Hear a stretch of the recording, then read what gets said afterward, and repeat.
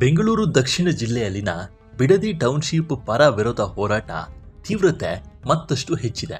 ವಿರೋಧಿ ರೈತರು ವಿಷದ ಬಾಟಲಿ ಮತ್ತು ಒನಕೆಯೊಂದಿಗೆ ಧರಣಿ ಕುಳಿತಿದ್ರೆ, ಭೂಸ್ವಾಧೀನ ಪರ ಇರುವ ರೈತರು ಜೆಎಂಸಿಗೆ ಆಗ್ರಹಿಸಿ ರಸ್ತೆ ತಡೆಯನ್ನು ನಡೆಸಿದ್ದಾರೆ. ಈ ನಡುವೆ ಸರ್ವೆಗೆ ಬಂದಿದ್ದ ಸಿಬ್ಬಂದಿ ಮೇಲೆ ನಡೆದಿದ್ದ ಹಲ್ಲೆಯ ಸಂಬಂಧ 20ಕ್ಕೂ ಹೆಚ್ಚು ರೈತರ ವಿರುದ್ಧ ಕ್ರಿಮಿನಲ್ ಕೇಸ್ ದಾಖಲಿಸಲಾಗಿದೆ.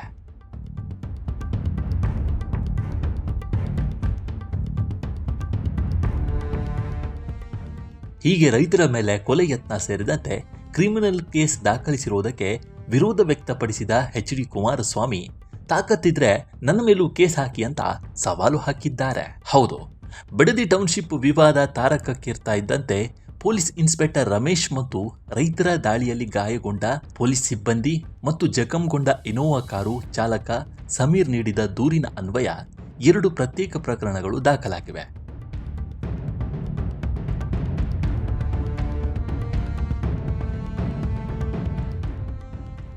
ಒಟ್ಟು 22ಕ್ಕೂ ಹೆಚ್ಚು ಸೆಕ್ಷನ್ ದಾಖಲಿಸಲಾಗಿದೆ. ಇವುಗಳಲ್ಲಿ ಪ್ರಮುಖವಾಗಿ BNS ಸೆಕ್ಷನ್ 109/1 ಕೊಲೆಯತ್ನ, ಸೆಕ್ಷನ್ 118(1) ಅಪಾಯಕಾರಿ ಆಯುಧಗಳಿಂದ ತೀವ್ರ ಗಾಯಗೊಳಿಸೋದು, ಸರ್ಕಾರಿ ನೌಕರರ ಕರ್ತವ್ಯಕ್ಕೆ ಅಡ್ಡಿ ಮಾಡೋದು ಹಾಗೂ ಹಲ್ಲೆಯಂತಹ ಜಾಮೀನು ರಹಿತ ಅಪರಾಧದ ಸೆಕ್ಷನ್ ಸೇರಿಸಲಾಗಿದೆ. ಮಂಡಹಳ್ಳಿ ಗಲಾಟೆಗೆ ಸಂಬಂಧಿಸಿದಂತೆ FIR ದಾಖಲಿಸಿಕೊಂಡಿರುವ ಪೊಲೀಸರು ಯಾವ ರೈತರನ್ನು ಈವರೆಗೂ ಅರೆಸ್ಟ್ ಮಾಡಿಲ್ಲ.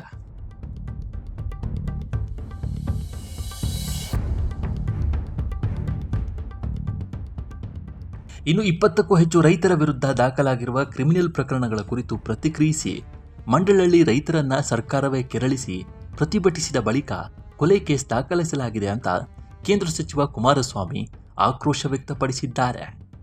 ಈ ಕುರಿತು ದೆಹಲಿಯಲ್ಲಿ ಮಾತನಾಡಿ, 2 ದೂರುಗಳು ಒಂದೇ ರೀತಿ ಇರುವುದನ್ನು ನೋಡಿದ್ರೆ ಸರ್ಕಾರದ ಚಿತಾವಣೆಯಿಂದಲೇ ಅಧಿಕಾರಿಗಳು ಸರ್ವೆಗೆ ಬಂದಿರೋದು ಸ್ಪಷ್ಟ.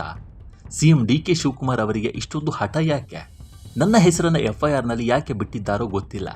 ಚಿತಾವಣೆ ಮಾಡಿದ್ದಾರೆ ಎಂದು ನನ್ನನ್ನೇ ಮೊದಲ ಆರೋಪಿ ನಂಬರ್ 1 ಎಂದು ಮಾಡಿಕೊಳ್ಳಿ. ಸರ್ಕಾರ ಈ ಭಂಡತನವನ್ನು ರಾಜ್ಯದ ಜನ ಸೂಕ್ಷ್ಮವಾಗಿ ಗಮನಿಸ್ತಾ ಇದ್ದಾರೆ ಅಂತ ಎಚ್ಚರಿಕೆ ಕೊಟ್ಟಿದ್ದಾರೆ. ಅಲ್ಲದೆ ದೆಹಲಿಯಿಂದ ವಾಪಸ್ಸಾದ ಬಳಿಕ ಮಂಡಳಹಳ್ಳಿಗೆ ಬರಲಿದ್ದು, ತಾಕತ್ತಿದ್ರೆ ನನ್ನ ವಿರುದ್ಧ FIR ಮಾಡಿ ಅಂತ ಸವಾಲು ಹಾಕಿದ್ದಾರೆ.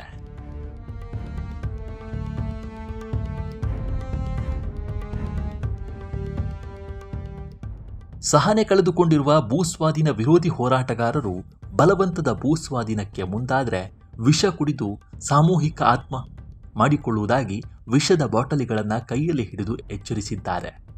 ನಮ್ಮ ಜಮೀನಿನ ತಂಟೆಗೆ ಬಂದರೆ ಈಗ ಅಧಿಕಾರಿಗಳಿಗೆ ಪೊರಕೆ ಸೇವೆ ಮಾಡಿದ್ದೇವೆ, ಮತ್ತೊಮ್ಮೆ ಜಮೀನಿಗೆ ಇಳಿದ್ರೆ ಒನಕೆ ಪ್ರಯೋಗ ಮಾಡ್ತೇವೆ ಅಂತ ರೈತ ಮಹಿಳೆಯರು ಆಕ್ರೋಶ ವ್ಯಕ್ತಪಡಿಸಿದ್ದಾರೆ. ಒಟ್ಟಾರೆ ಬಿಡದಿ ಟೌನ್ಶಿಪ್ ಯೋಜನೆಗೆ ಸಂಬಂಧಿಸಿದಂತೆ ಪರ ಹಾಗೂ ವಿರೋಧ ಹೋರಾಟಗಳು ಭೀಕರ ಸ್ವರೂಪ ಪಡೆದುಕೊಂಡಿದೆ. ಸರ್ವೆ ಕಾರ್ಯಕ್ಕೆ ಬಂದಿದ್ದ ಸಿಬ್ಬಂದಿ ಮೇಲೆ ನಡೆದ ಹಲ್ಲೆ ಹಿನ್ನೆಲೆಯಲ್ಲಿ 20ಕ್ಕೂ ಹೆಚ್ಚು ಜನ ರೈತರ ವಿರುದ್ಧ ಕೊಲೆ ಯತ್ನ ಸೇರಿದಂತೆ ಹಲವು ಜಾಮೀನು ರಹಿತ ಕ್ರಿಮಿನಲ್ ಪ್ರಕರಣಗಳನ್ನು ದಾಖಲಿಸಲಾಗಿದೆ. ಮುಂದೇನಾಗುತ್ತೋ ಕಾದು ನೋಡಬೇಕಾಗಿದೆ.